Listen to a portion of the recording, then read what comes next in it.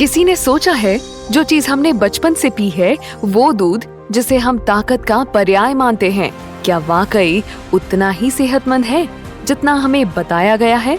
और गाय का दूध जिसे हम संपूर्ण आहार कहकर पूछते हैं, क्या उसमें छुपे हैं कुछ ऐसे राज जो हर किसी को नहीं मालूम? आप सुन रहे हैं बॉक्स एफएम और आज हम बात कर रहे हैं एक ऐसे विषय की जो बेहद पारंपरिक है, लेकिन उससे जुड़ी भ्रांतियां आज भी जारी हैं। क्या गाय का दूध हर उम्र के लिए फायदेमंद होता है? क्या ये लैक्टोज इंटॉलरेंस वालों को भी सूट करता है? A1 और A2 मिल्क में क्या फर्क है? और क्या ज्यादा दूध का मतलब है ज्यादा फायदा? बॉक्स एफएम पर आज हमारे साथ है अनुभवी चिकित्सक और जनरल सर्जन डॉक्टर रामावतार शर्मा, जो बताएंगे कि गाय और दूध को लेकर कौन से हैं सही तथ्य और किन बातों को समझने की बेहद जरूरत है। फिर से तो आइए जोरदार तालियों से स्वागत कीजिए डॉक्टर रामावतार शर्मा जी का। आखिर ना जाने कितने लोग, कितने बच्चे, और अगर मैं कहूँ जितनी भी छोटे छोटे बच्चे होते हैं, आखिर सबको दूध पीना कितना पसंद है।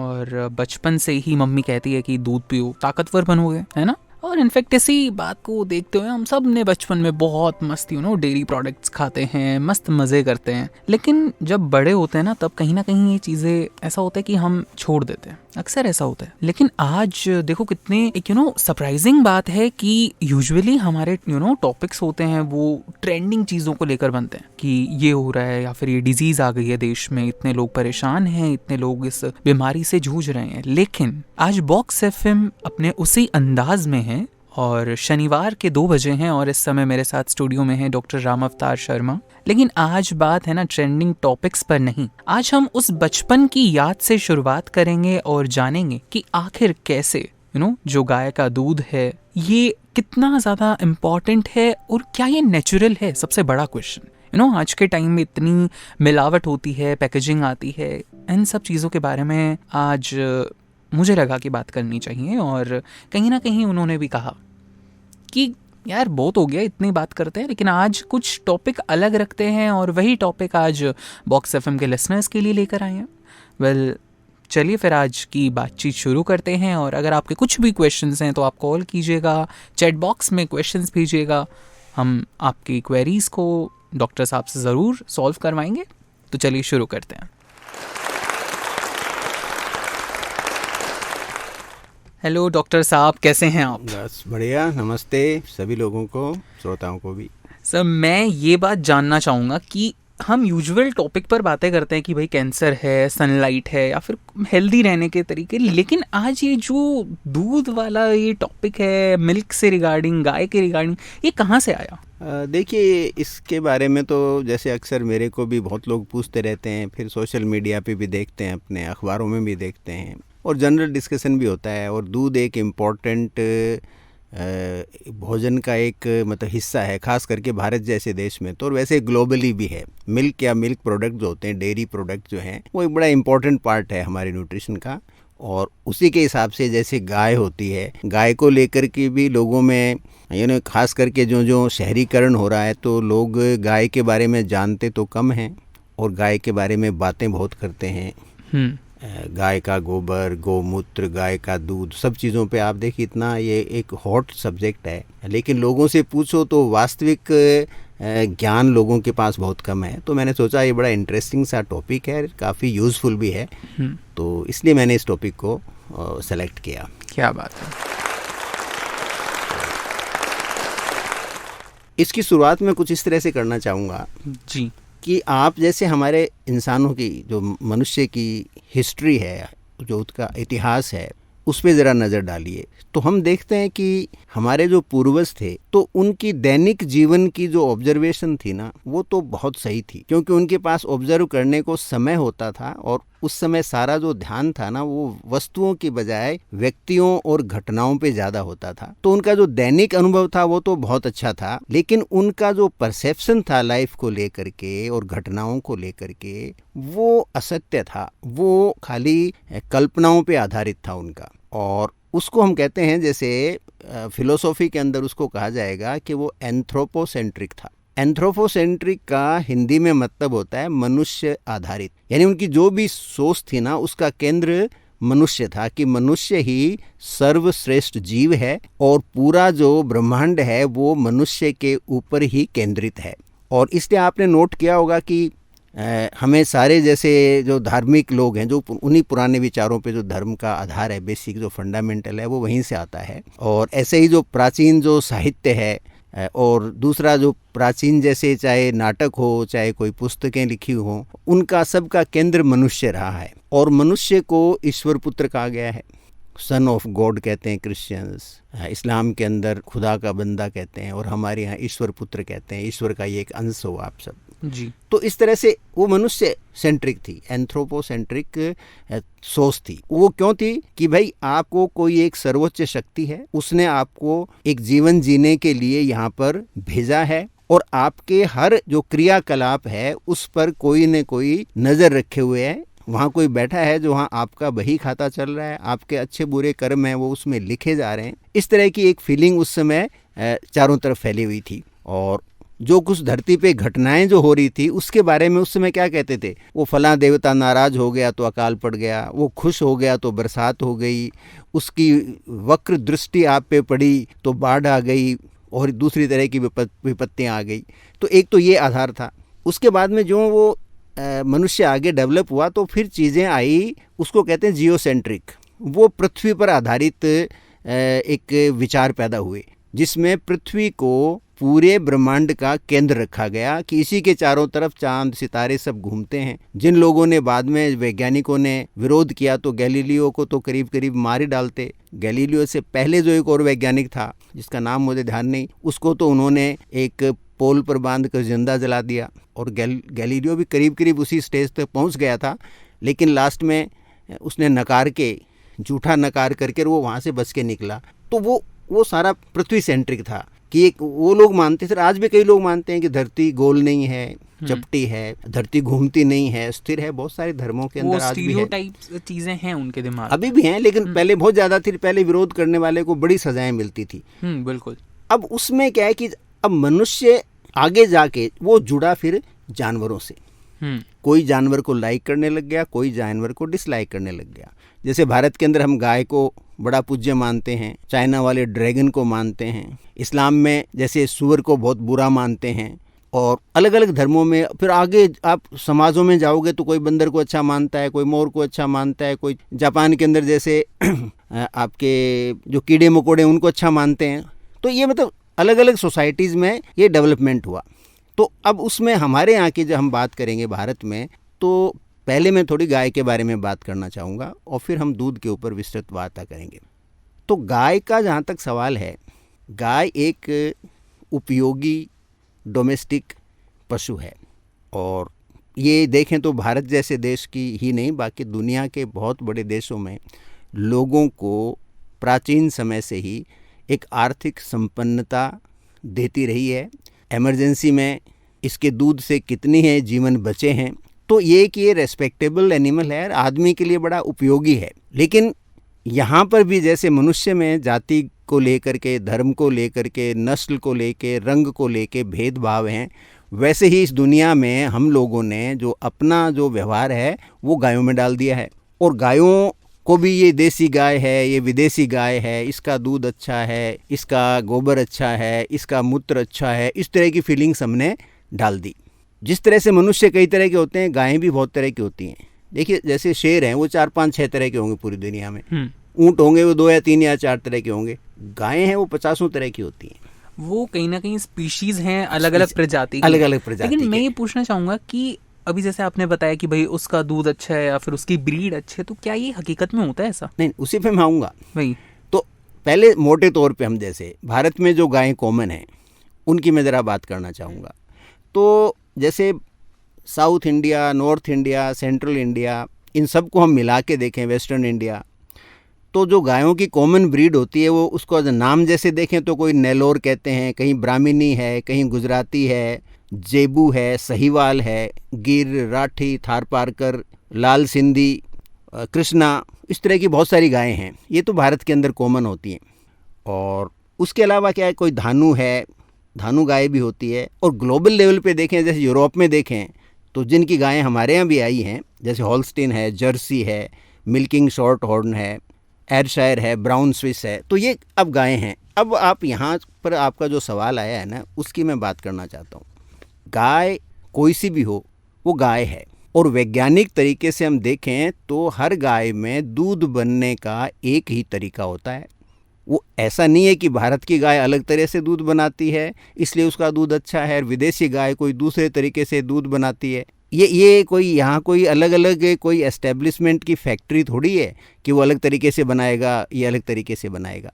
तो मिल्क किस पे डिपेंड करेगा? जो दूध आप लेते हो वो किस बात पर निर्भर करेगा, जिससे आप जान पाओ कि ये जो दूध आपको मिल रहा है वो अच्छा मिल रहा है या ख़राब मिल रहा है। तो गाय के बारे में एक छोटा सा मैं आपसे सवाल करता हूँ रिवर्स के अंदर। आपको पता है गाय के अंदर कितने स्टोमक होते हैं? यही चीज़ मेरे बिल्कुल दिमाग में चल रही थी। 21 अगर मैं कहूँ नहीं, 4 या 5 स्टोमक होते हैं। लेकिन 21 का भी तो पढ़ाते हैं ना, आई थिंक भैंस में होते हैं क्या वो? नहीं, गाय के अंदर तो 4 या 5 होते हैं, ज़्यादातर में 4 होते हैं, किसी में 5 होते हैं। अब सवाल उठते भी 5 स्टोमक क्यों होते हैं? हाँ बिल्कुल सही बात है भाई, एक स्टोमक से काम हमारे एक होता है, शेर के भी एक होता है, गाय के 4 या 5 क्यों होते हैं? उसका साइज बढ़ा होगा। नहीं, साइज से कोई फर्क नहीं पड़ता। एक्चुअल में जो प्योर हर्बीवोरस होते हैं, यानी जो सीधा हर्ब्स को खाते हैं, जो चीज़ बिना पकाए हुए, उनमें आपने तरह तरह की घास खाए, डंठल खाए हैं, फल खाए, बीज खाए, तो एक स्टोमक कैसे पचाएगा उनको? तो उनमें एक्सट्रैक्शन करना पड़ता है। तो गाय के अंदर अलग अलग स्टोमक होते हैं कि वहाँ डंठल हैं तो वो कहाँ पचेंगे, वहाँ पत्ते वगैरह हैं वो कहाँ पचेंगे, फल और अनाज है वो कहाँ पकेंगे। अगर कोई पत्थर वत्थर भी आ गया तो वो कहाँ जाएगा? हाँ, नहीं, पत्थर तो पचाने में नहीं, खाना भी तो बहुत तरह का होता है।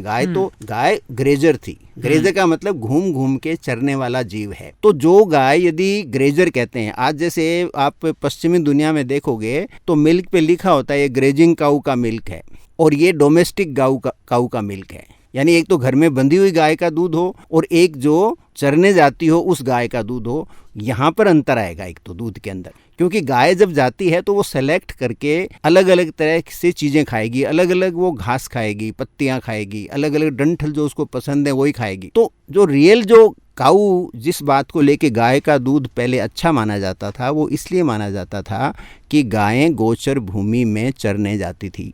अब समय के साथ भारत जैसे देश में खास करके गोचर भूमि तकरीबन समाप्त हो चुकी है। वहाँ पे मकान बन गए लोगों के, वहाँ दूसरी सुविधाएं बन गई हैं, सरकार के दफ्तर बन गए हैं, कहीं सड़कें निकल गई हैं, तो गोचर भूमि सिकुड़ के बहुत छोटी हो गई है। प्लस किसान लोग गायों को फ्री छोड़ते नहीं क्योंकि वो खेतों में घुस जाती हैं। तो अब हम देखते हैं कि जहाँ भी गायें होती हैं वो बंधी हुई रहती हैं घरों के अंदर। जो भी दूध देने वाली गाय है तो उसको जब आपने, दूध तो किससे बनेगा? देखिए, दूध किससे बनता है? आप क्या खाती हैं, गायें क्या खाएंगे, उसी से दूध बनेगा ना। तो जब आपने उसको क्वालिटी ऑफ उसका नरिशमेंट है, उसका चारा आपने खराब दे दिया, अब आप क्या खिलाते हो उसको? आप बचा खुचा सूखा डंठल खिलाते हो, या उसको हमने क्या किया, अभी मक्का खिलाना शुरू कर दिया, सड़े हुए गेहूं खिलाने शुरू कर दिए।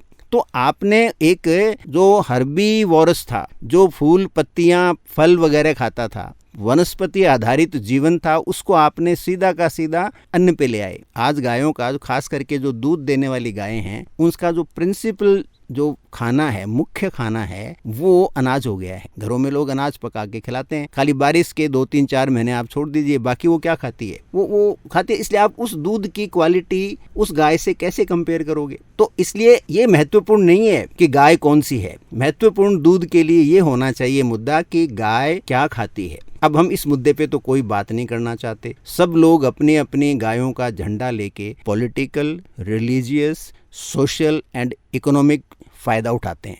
आम आदमी को इसका कोई ज़्यादा नॉलेज नहीं है या उसको इतनी फुर्सत नहीं है कि इस पे वो विचार कर सके। वो अपने जीवन की रोज़ाना की लड़ाई में इतना फंसा हुआ है कि वो इस पे ज़्यादा ध्यान ही नहीं देता है। फिर जो भी थोड़ा बहुत मिल्क आता है उसको आप प्लास्टिक पाउच में इकट्ठी करके, प्लास्टिक की बोटल्स के अंदर भर भर के आप चारों तरफ सप्लाई करते हो, उनको बेचते हो।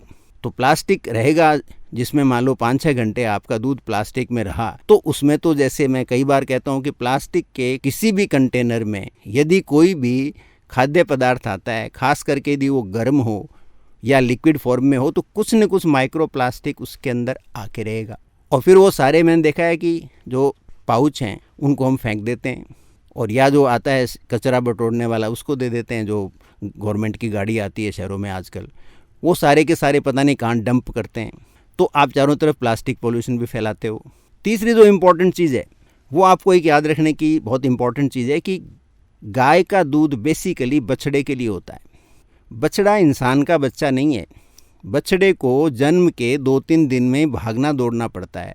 और यदि आप आज से 1000-2000 साल पहले जाओ, जब गाय जंगलों में रहती थी, जब इंसान कम होते थे, तो गायों के बछड़े को दूसरे जानवर सबसे आसान शिकार मानते थे, क्योंकि गाय के पास डिफेंस करने को ज़्यादा कुछ है नहीं, तो बछड़े को तो 2-3 दिन में दौड़ना पड़ेगा।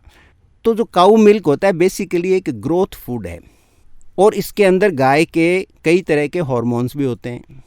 तो हम यदि गाय का दूध अनाप शनाप मात्रा में पीने लग जाएं, तो हमें इस बात का ध्यान रखना पड़ेगा कि आपके शरीर में सिर्फ प्रोटीन और विटामिन से नहीं जा रहे हैं, आपके शरीर के अंदर गाय के हार्मोन्स भी जा रहे हैं, जो कि आपकी सेहत पर दुष्प्रभाव डाल सकते हैं। इसलिए महत्वपूर्ण है कि आप दूध कितना पियो, दूध को किन रूपों में पियो, और एक ब्लाइंड होके बिना सोचे समझे आप दूध का उपयोग नहीं करो, क्योंकि आपने बिना सोचे उसका उपयोग किया तो वो दुरुपयोग का रूप ले लेता है। क्या बात है।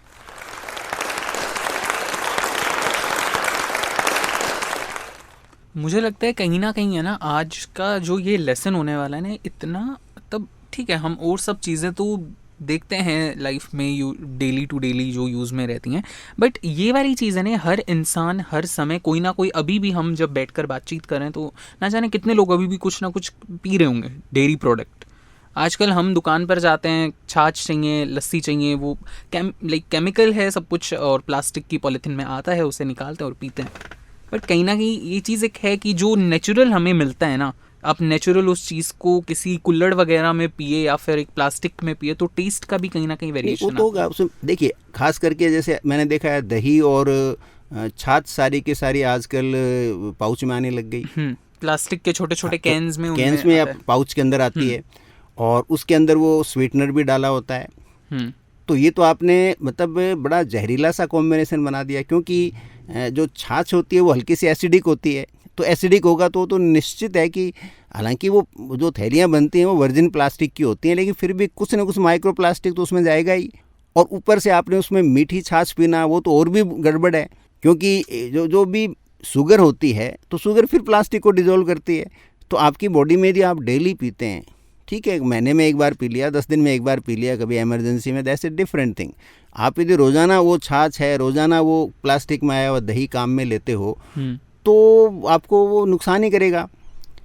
और इसके अलावा जैसे गायों के बारे में थोड़ा सा मैं एक बात और कहना चाहूँगा। हमारे यहाँ है कि साहब बड़ी परंपरा चली हुई है कि साहब गौमूत्र ये चमत्कार करता है, गौमूत्र वो चमत्कार करता है। अरे भाई, आपकी बात हम मान लेंगे, आज तो केमिस्ट्री इतनी एडवांस्ड है, हम हर चीज़ को एनालाइज करते हैं। आज दूध को हमने पूरी एनालिसिस कर रखी है, पूरा विश्लेषण कर रखा है दूध का, कि उसमें कितना प्रोटीन होता है, कितना कौन सा प्रोटीन होता है, कौन से विटामिन्स होते हैं, कितनी फैट होती है, लैक्टोज कितना होता है, वो सारा हम जानते हैं ना। तो गाय का यूरिन है, उस गाय गौमूत्र है, उसका भी आप विश्लेषण करो, क्या मिलेगा आपको। ऐसी क्या विशिष्ट चीज़ है कि आजकल सोशल मीडिया पे देखो, या कोई इवन अच्छे लोग जो होते हैं वो कहते हैं कि साहब गौमूत्र से ये चमत्कार हो गया, तो किस वजह से हुआ, क्या कंटेंट है उसमें ऐसा, उस कंटेंट का नाम तो बताओ ना। भी चमत्कार क्यों करेगा। हम वैज्ञानिक युग के अंदर जी रहे हैं, हम कोई ऐसे थोड़ी किसी एक आदमी ने कह दिया और उसको आंख बंद करके मान लेते हैं। तो आप एनालिसिस करवाइए। और फिर तीसरी जो एक इम्पॉर्टेंट बात मैं कहना चाहता हूँ, जैसे गाय के गोबर को लेके 50 तरह की भ्रांतियाँ हैं। कोई स्कूल की बिल्डिंग उससे लिपवा रहा है, कोई कुछ। अरे गोबर का ठीक है, एक ज़माना था जब हमारे पास दूसरी चीज़ें नहीं थी तो उसका मकान बनाते थे, मकान ठंडा भी रहता है, इसमें कोई मना नहीं है, और उसका कोई उपयोग करे तो मुझे कोई ऑब्जेक्शन भी नहीं है। गोबर का जो प्रमुख काम है ना, वो है खेती में खाद के रूप में उसका उपयोग। अब यहाँ मैं फिर आपको एक चीज़ पूछना चाहूँगा कि आपने कभी सोचा कि गोबर में ऐसी क्या चीज़ है कि जहाँ वो डालते हैं फसल अच्छी होती है। जो भी गाय वगैरह ने खाया होता है उसका जो मेन्योर हम उसको बोलते हैं कि एक मेन्योर एक तरीके का। क्या होता है उस मेन्योर में, कभी सोचा आपने? वो मेन्योर क्यों फ़ायदे वाला है? और भैंस वाला क्यों नहीं मानते कि भैंस का गोबर भी इतना यूजफुल है, गाय वाले को इतना हाइप क्यों कर रखा है? ये हमारी भावना है, जो मैंने कहा ना, ये वो एंथ्रोपोसेंट्रिक, हम्म, हम दिव्य मानते हैं। एंथ्रोपोसेंट्रिक मतलब दिव्य कोई हम हैं, और हमारे से कोई जानवर जुड़ा है वो भी दिव्य है, वो हमारे से जुड़ा है, हम दिव्य, ईश्वर दिव्य, और हमारे से जुड़ा हुआ जो जानवर है वो दिव्य है। ये फीलिंग है। गाय के गोबर में या कोई पशु हो उसके गोबर में, जैसे हाथी हो भले, भैंस हो, चाहे वो क्या खाती है, होता क्या है कि जो वनस्पति होती हैं, जो आपके पेड़ पत्ते की जो पत्ते होते हैं पेड़ों के हैं, जो फल होते हैं, फलों के छिलके होते हैं, उन सब में हज़ारों तरह के माइक्रोब्स रहते हैं। ह्यूमन जो वेस्ट है, इवन हमारा जो वेस्ट होता है उसमें भी माइक्रोब्स होते हैं, और बहुत सारी कंट्री में ह्यूमन वेस्ट को बड़ी अच्छी खाद के रूप में काम में लिया जाता है, और भारत में भी ये शुरू हो गया है। अब जैसे जो सीवरेज सिस्टम होगा तो सीवर का जो फाइनल है उसको क्या मैन्योर के रूप में तो काम में लेते हैं लोग बाग। तो अब वो क्या, उसमें जो माइक्रोब होते हैं वो जब आप धरती पे डालते हो तो वो वहाँ की धरती पर सिंथेसिस करते हैं। जैसे हमारी बॉडी के अंदर भी कितनी चीज़ें हमारी आंतों में हैं, वो माइक्रोब तो सिंथेसाइज करते हैं। हमारे हार्मोन्स हैं, हमारे कितने मिनरल्स हैं, कितने ही विटामिन्स होते हैं, तो वो जो माइक्रोब्स धरती पे जाते हैं ना, वो धरती को उपजाऊ बनाते हैं। तो वो गोबर किसी का हो, वो जानवर क्या खा रहा है इस पे निर्भर है। यदि उसमें ऐसा कोई वो खाना खा रहा है, उसको ऐसा भोजन मिल रहा है जिसके अंदर माइक्रोब्स प्लेंटीफुल हों, तो वो जानवर का जो वेस्ट होगा वो बेहतर खाद होगा। तो इसमें ये भ्रांति रखने की ज़रूरत नहीं है कि गाय भैंस या क्या है, बकरी है, इससे कोई फ़र्क नहीं पड़ता है। वो डिपेंड इस पे करता है कि उसमें माइक्रोब्स कितने हैं। तो हमें, और यही यूरिन पे लागू होता है। Urine is a waste product, उसको पीने से मानसिक तौर पे फ़ायदा आपको कोई मानता हो तो हो सकता है, अदरवाइज़ आज के टाइम में ये कहना है कि ये फ़ायदा करता है बिना कंटेंट के जाने, भाई आप एनालिसिस कराओ, उस पदार्थ को पकड़ो कि इस पदार्थ की वजह से ये चीज़ फ़ायदेमंद होती है। क्योंकि हम हर चीज़ खाने पीने में देखते हैं ना कि ये इसमें आयरन होता है, पालक के अंदर आपको आयरन खाना लेना चाहिए, मटर है इसके अंदर तिल में कैल्शियम होता है, तिल लेना चाहिए। तो भाई गौमूत्र में ऐसी क्या चीज़ है वो बताओ तो सही हमें। तो इसलिए इन सब चीज़ों में हमें सिर्फ आंख बंद करके नहीं मानना चाहिए। हमें फिर भी कुछ लगे कि यूज़फुल है तो go for a scientific analysis, और उस पर प्रॉपर रिसर्च हो करके फिर वो चीज़ सामने आनी चाहिए। किसी ने कह दिया, आपने उपयोग में लेना शुरू कर दिया, तो उसका कोई मतलब नहीं है। तो ये तो गाय के बारे में बेसिक हो गया। इस चीज़ के रिगार्डिंग मैं पूछना चाहूँगा कि मैंने ऐसा सुना है कि कहते हैं कि अगर जो गाय होते हैं ना, गाय का घी खाने से आपकी आंखें अच्छी होती हैं, लाइक वो बेटर होते हैं। चश्मा, एक थे हमारे पड़ोस में, उन्होंने कहा था कि हमारी गाय का, ऐसा राखी आई थिंक उनकी ब्रीड थी गाय की, उन्होंने कहा था कि इसका हमारी बेटी को घी खिलाया तो उनकी आंखों का चश्मा उतर गया। तो क्या ये नहीं, देखिए चश्मा छोटे बच्चों का तो कई बार लगता है अपने आप उतर जाता है ग्रोथ के हिसाब से। और दूसरा ये हो सकता है कि बच्ची में कोई विटामिन की डेफिशिएंसी हो, प्रोटीन की डेफिशिएंसी हो, तो अर्ली स्टेज में कई बार चश्मा उतर जाता है। और ऐसा जो बिना राठी गाय का दूध पीने वालों के भी आपको किस्से सुनने को मिल जाएंगे। तो एक केस होने पर, एक सिंगल मामला हो जाए और उसको हम जनरलाइज करें, ये गैर वैज्ञानिक सोच है। और आँख का दूध से सीधा कोई संबंध नहीं है कि इस गाय का दूध पियोगे तो चश्मा उतर जाएगा, ऐसा कहीं पर भी नहीं। घी दूध वो मतलब चीज़ तो एक ही है। घी से भी ऐसा कुछ नहीं होगा। घी में क्या है, फैट ही तो है, घी में तो फैट है। फिर उसके साथ आप क्या चीज़ खाते हो, बहुत सारे कॉम्बिनेशन है। घी के बाद में हो सकता है बच्ची अंडर नरिश्ड होगी, खाना बेटर खाने लग गई होगी, बहुत सारे कारण हैं। लेकिन घी में डायरेक्ट ऐसा कुछ नहीं है कि उससे आँख कोई ठीक हो जाए। कोई डेफिशिएंसी है, मान लो उससे रिलेटेड कोई फैट की डेफिशिएंसी है बॉडी में, वो मीट आउट हो गई तो फ़र्क पड़ता है। और जहाँ तक मैंने फिर कहा, इस पर राठी गाय का या कोई थार पारकर गाय का कोई फ़र्क नहीं पड़ता। गाय क्या खाती है और उसी से उसका दूध बनता है। उसी दूध के बारे में जैसे हम थोड़ा सा बात करें तो जैसे चर्चा चलती है A1 A2 दूध है साहब, ये A1 दूध है और ये A2 दूध है। अब सवाल उठता है कि पहले तो हमें पता होना चाहिए कि what is A1 what is A2। बिल्कुल। देखिए, गाय के दूध में या कोई भी दूध हो, उसमें दो तरह के प्रोटीन होते हैं। 70% के आसपास तो होता है एक प्रोटीन जिसको कैसीन कहते हैं, जो मिल्क प्रोटीन जिसको कहते हैं कैसीन, और 30% के आसपास होता है वे प्रोटीन। वे प्रोटीन आजकल जिम के अंदर हम खूब उपयोग में लेते हैं, तो वो वे प्रोटीन होता है। अब ये कैसीन जो होता है ये दो तरह का होता है, A1 कैसीन और A2 कैसीन। तो ये जो A1 A2 है ये आपके यही बताता है कि कौन सा प्रोटीन डोमिनेंट है इस पर्टिकुलर दूध के अंदर। अब कुछ लोग कहते हैं कि A2 अच्छा है और A1 हार्मफुल है, क्योंकि कुछ लोगों ने ऐसा माना कि साहब जो A1 प्रोटीन है वो डायबिटीज़ करता है, और जो A2 प्रोटीन है वो आपको डायबिटीज से बचाता है। जबकि हमने पूरी जब रिसर्च में देखेंगे तो ऐसा कुछ भी नहीं पाया गया है। और इस तरह से यदि हम मानते हैं तो जो भैंस का दूध होता है ना, वो it is rich in A2 protein. तो इसलिए कोई ऐसा नहीं है। दूसरा, गायों के बारे में भी जो हमने रिसर्च देखी है उसमें पाया गया है कि ये ज़्यादातर ज्योग्राफिकल होता है। जो गाय, जैसे यूरोप में देखा उन्होंने कई जगह रिसर्च किया इस पे, कि मान लो एक गाय है जो स्कॉटलैंड में रहती है और स्कॉटलैंड में उसका जो मिल्क है वो A2 मिल्क है। उस गाय को जब स्कॉटलैंड से नॉर्वे या डेनमार्क में शिफ्ट किया गया तो पता चला कि साहब उसका जो दूध अब जो पहले A2 था वो A1 हो गया है। और इसका उल्टा भी हो जाता है कई बार। तो इट मीन्स गाय क्या खाती है उस पर निर्भर करता है कि किस तरह का मिल्क आपको मिलेगा, A1 मिलेगा या A2। And A1 A2 is, मैंने जैसे कहा कि nothing but it is a type of protein. तो आपको प्रोटीन चाहिए, कैसीन आता है, इससे ज़्यादा कुछ नहीं है। लेकिन ये मैं तो इसको क्लियर कट जो रिसर्च पर आधारित मेरा जो सोच है उसके हिसाब से ये एक व्यावसायिक गतिविधि है। लोगों ने अपने व्यावसायिक फ़ायदे के लिए इस भ्रम को पाला है। अब जो है, हम काऊ मिल्क की जो 2 इम्पॉर्टेंट चीज़ें हमें समझ लेनी चाहिए। ये जो काऊ मिल्क का जो प्रोटीन होता है ये 2 तरह का होता है, जैसे कैसीन एंड वे प्रोटीन। तो इसमें क्या होता है कि जो वे प्रोटीन होता है ये सोल्यूबल होता है।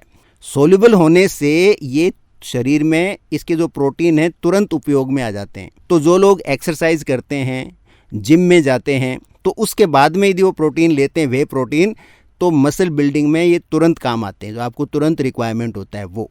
लेकिन यदि आप सिर्फ वे प्रोटीन लेते हो और कैसीन नहीं लेते हो, जो लॉन्ग एक्टिंग प्रोटीन है, इनसोल्यूबल है, धीरे धीरे वो डिजोल्व होता है, तो जो आपकी मसल में जो स्ट्रेंथ आती है वो नहीं आएगी।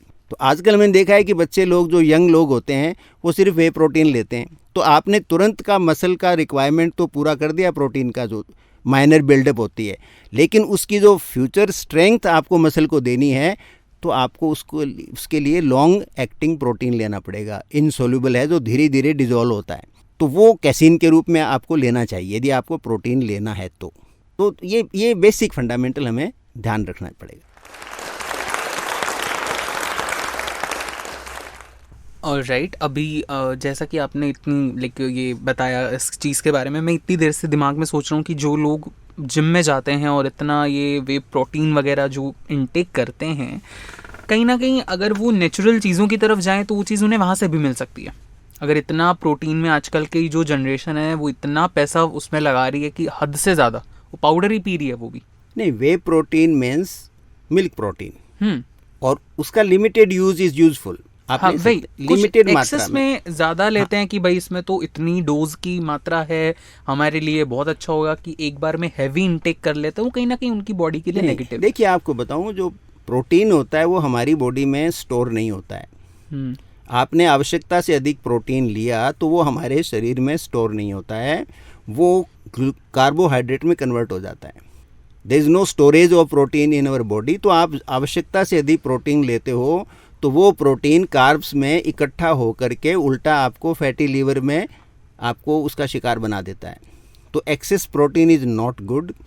प्रोटीन उतनी लिमिटेड मात्रा में ले, और कोई कमर्शियल कंसिडरेशन के हिसाब से जो बिक रहा है उससे प्रभावित मत हो। तो आपको प्रोटीन में बैलेंस बनाना पड़ेगा, और आपको एक निश्चित मात्रा में, कोई ऐसे नहीं कि नाप के इतना स्पून ले, इतना स्पून ले, वो सब नहीं चलेगा।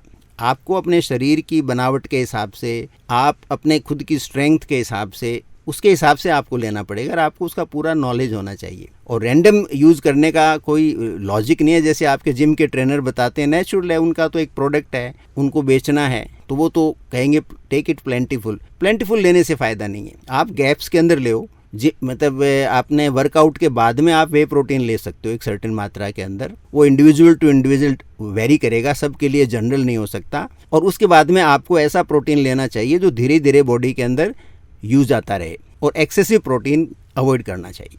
ऑलराइट सर, अभी हमारे पास चैट बॉक्स में बहुत सारे क्वेश्चंस हैं, और इस समय मेरे साथ है हमारे साथ आरजे शिरीन, और मैं बोलना चाहूँगा कि अब आपका ये जो कुछ भी आपको क्वेश्चंस पूछने हैं प्लीज़ आप पूछ सकते हैं। सर, फर्स्ट ऑफ ऑल दूध को लेकर ना बहुत सारे मिथ्स हैं मार्केट में, और वो आप दूर भी कर रहे हैं, लेकिन फिर भी लोगों के ना बहुत सारे सवाल है जो लोग पूछना चाहते हैं। जैसे कि पलक शर्मा है, वो पूछ रहे हैं कि सुबह का दूध ज़्यादा फायदेमंद होता है जो रात में हम पी के सोते हैं वो वाला? नहीं, रात को तो अर्ली इवनिंग में लेना अच्छा रहता है। देखिए, मैं 8 बजे के बाद में प्रोटीन लेना रिकमेंड नहीं करूँगा।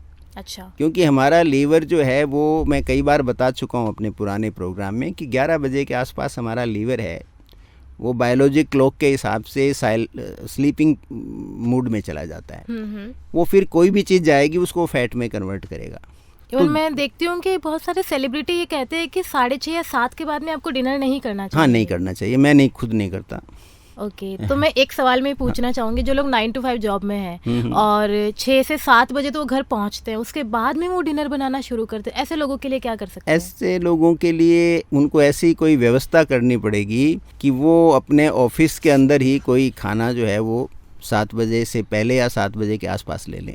वो घर जाके खाली सूप वगैरह ऐसी चीज़ लें जो आराम से इजीली तुरंत आधा घंटे में जो डाइजेस्ट हो जाए लिक्विड फॉर्म के अंदर। तो मिल्क जो लेना है वो आप शाम को ले सकते हो, लेकिन यहाँ फिर याद रखना है कि मिल्क जो है वो एक सर्टेन ग्रोइंग एज को छोड़ करके, क्यों, ये ग्रोथ फूड है, ये ग्रोथ फूड है, बछड़े के लिए बना है, ये इंसान के लिए नहीं बना।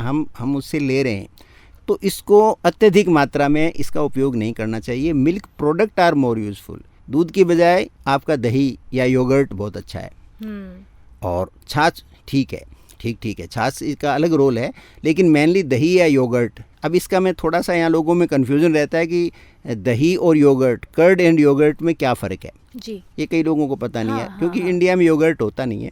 योगर्ट बेसिकली क्या है कि 2 या 3 स्पेसिफिक बैक्टीरिया द्वारा ही बनाया जाता है, उनसे जो कन्वर्ट होता है उसको योगर्ट कहते हैं। कंट्रोल्ड कंडीशन में बनता है वो, और ज़्यादा क्रीमी होता है, क्रीम जैसा होता है वो। और दही होता है वो या तो लेमन है या विनेगर है या पुराना दही है, उससे बनाया जाता है, और ये थोड़ा सा बिटर होता है। योगर्ट थोड़ा मीठा होता है, और कर्ड हल्का सा, मतलब मीठा भी हो सकता है, नहीं हल्का सा उसमें एक कड़वापन भी आ सकता है। प्लस क्या होता है कि थोड़ा ज़्यादा लिक्विड होता है कंपेयर टू योगर्ट। और तीसरा उसमें क्या होता है कि इसमें नंबर ऑफ बैक्टीरिया हैं वो वेरी करते हैं। मेनली इसमें लैक्टोबैसिलस करके बैक्टीरिया है, जबकि योगर्ट में 3-4 और तरह के आपको माइक्रो बैक्टीरियाज भी आपको मिलते हैं। तो this is a fundamental difference, more और लेस सेम है। और जो प्रोटीन होता है दही में तकरीबन वही प्रोटीन आपको मिलेगा, वे प्रोटीन भी मिलेगा, कैसीन भी मिलेगा जो दूध में मिलता है। लेकिन दूध से क्या है, लैक्टोज इंटॉलरेंस बहुत होती है। और इंडिया के अंदर मैं बताता हूँ, हमारे यहाँ वर्ल्ड के सबसे ज़्यादा तो हमारे दूध पीने के शौकीन लोग हैं, और सबसे ज़्यादा लैक्टोज टॉलरेंस भी इंडिया की तरफ ही है। तो ये एक बड़ा कॉन्ट्राडिक्शन है कि लैक्टोज इनटॉलरेंस के लोग लैक्टोज ज़्यादा काम में ले रहे हैं, क्योंकि लोगों में इतने लैक्टोज को लेके जागरूकता नहीं है। लैक्टोज इंटॉलरेंस क्या करेगा, आपके अस्थमा को बढ़ा देगा, आपके शरीर में खुजली आती है उसको बढ़ा देगा जी, कोई स्किन में ड्राइनेस है उसको बढ़ा देगा।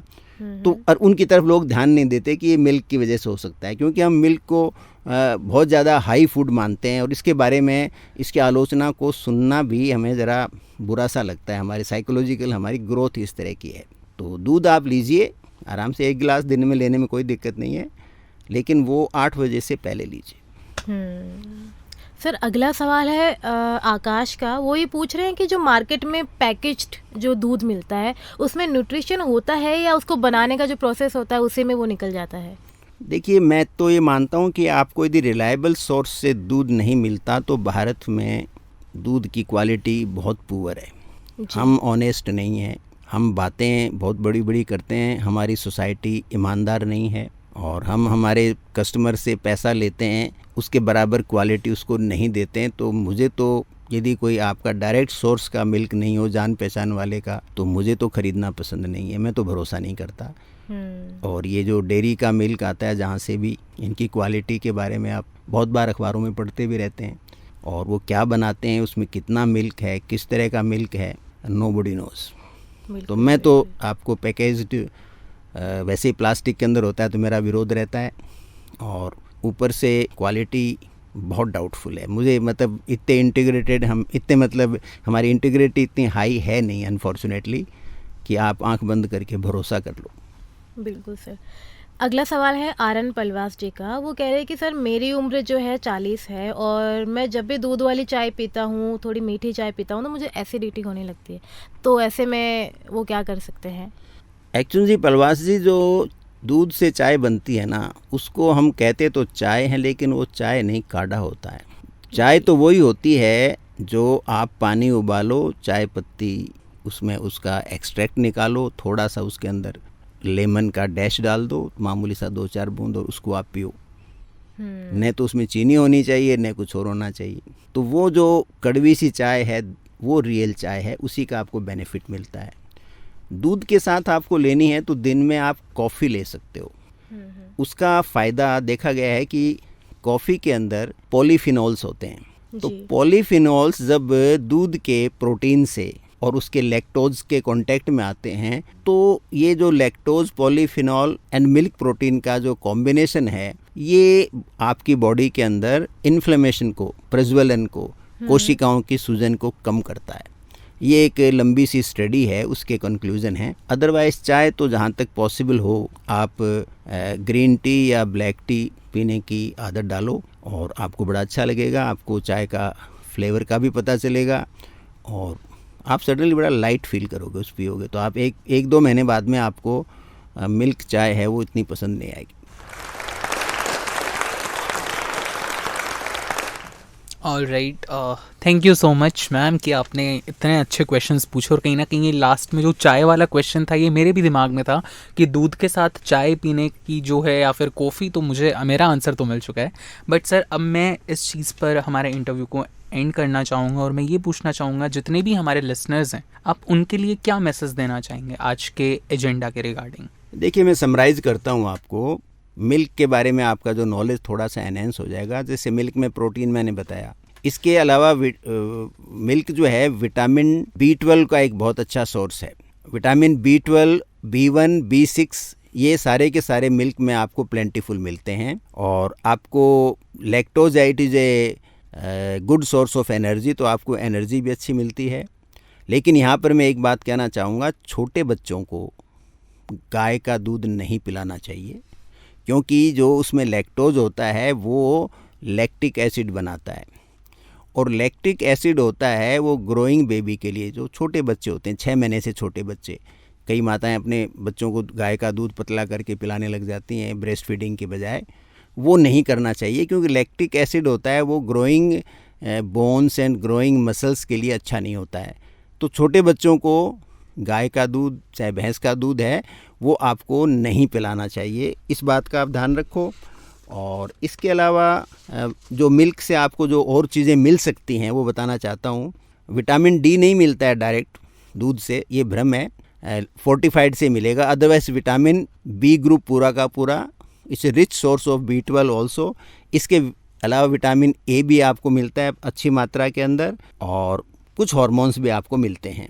तो इस तरह से मिल्क एक यूज़फुल प्रोडक्ट है, लेकिन इसको ब्लाइंडली फॉलो नहीं करना चाहिए। आपको A1 A2 के चक्कर में नहीं पड़ना चाहिए। आप मिल्क जहाँ से सोर्स करो, उस सोर्स की रिलायबिलिटी बहुत इम्पॉर्टेंट है, और इसको एक फूड के रूप में आप ट्रीट करो। और तीसरा जो होता है, कई लोगों में कि साहब मैं तो कच्चा दूध पीऊँगा, थनकट कहते हैं, इधर निकाला उधर पिया, और मैं बॉयल नहीं करूँगा दूध को, तो ये एक गलत कंसेप्ट है।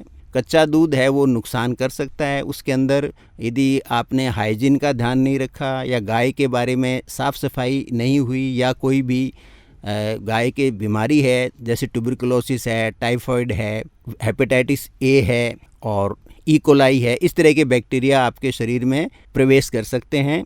इसलिए मेरी राय है कि मिल्क आप लेते हो तो बॉइल्ड मिल्क ही आपको लेना चाहिए। पैस्चराइज्ड मिल्क हमारे यहाँ कम मिलता है। पैस्चराइज्ड मिल्क थोड़ा हाई टेम्परेचर पे उसको बॉईल करना पड़ता है, या लो टेम्परेचर पे लंबे समय तक बॉईल करना पड़ता है, उसको पैस्चराइज्ड मिल्क कहते हैं। तो इन 4-5 चीज़ों का आप ध्यान रखो, और मिल्क की बजाय पनीर का यूज़ बेटर रहेगा, अच्छे प्रोटीन का सोर्स है, आपको दोनों प्रोटीन उसमें मिलते हैं। और कर्ड जो आपके इंटेस्टाइन की हेल्थ को भी इम्प्रूव करेगा, तो दही और छाछ का उपयोग थोड़ा ज़्यादा बेटर करो आप। और सोर्स जो है, मैं एक बार फिर लास्ट में कहना चाहूँगा, जहाँ से आप मिल्क लेते हो उस सोर्स को, उस पशु के बारे में जानो, उस गाय के बारे में आपको जानकारी पूरी होनी चाहिए। क्या बात है।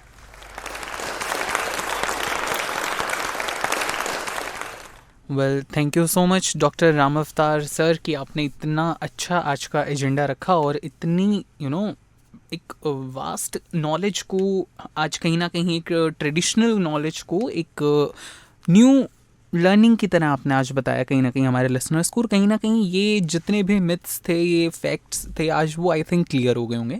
Well, thank you so much. अगले शनिवार वापस मिलेंगे और फिर कोई ना कोई एक नया टॉपिक एक नए अंदाज में आप सबके लिए लेकर आएंगे। बने रहिए हमारे साथ और बॉक्स एफएम के इस स्पेशल अपकमिंग ट्रैक को आप सुनते रहिए हमारे साथ।